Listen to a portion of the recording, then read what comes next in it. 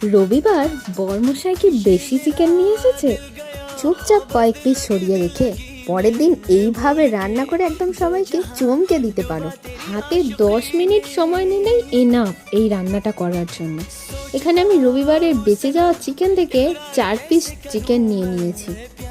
এরপরে আমরা চিকেনগুলোকে প্রথমে ছোট ছোট টুকরো করে নেব, তারপরে সেই পিসগুলোকে ভালো করে চপিং করে নেব। এতে যত ছোট পিস হবে টেস্টি তত বেশি হবে।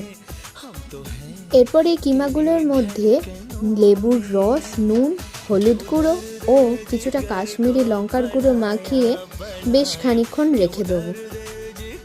ম্যারিনেট করার সময় একটু হাতে করে ভালো করে প্রেস করে করে মাংসটা ম্যারিনেট করতে হবে।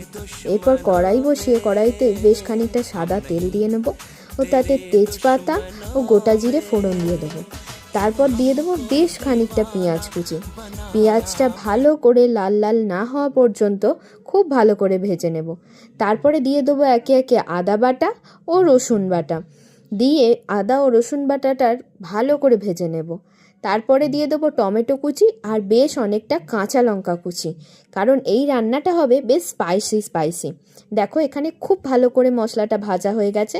এবার দিয়ে দেবো আগে থেকে ম্যারিনেট করে রাখা চিকেনটা, দিয়ে খুব ভালো করে মিক্স করতে থাকবো। তারপরে বেশ খানিকক্ষণ ধরে মিক্স করতে করতে ঠিক যখন কালারটা এই রকম চলে আসবে তখনই এটা চাপা দিয়ে দেবো। ঢাকনা খুলে ওপর থেকে ছড়িয়ে দেব বেশ অনেকটা পরিমাণে ধনেপাতা কুচি।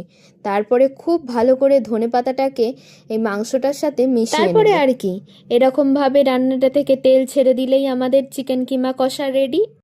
তাহলে আর দেরি কেন, আজই বানিয়ে ফেলুন। আর ঝটপট এইরকম আরও শর্ট রেসিপি দেখতে চ্যানেলটি এখনই সাবস্ক্রাইব করুন। Bye bye.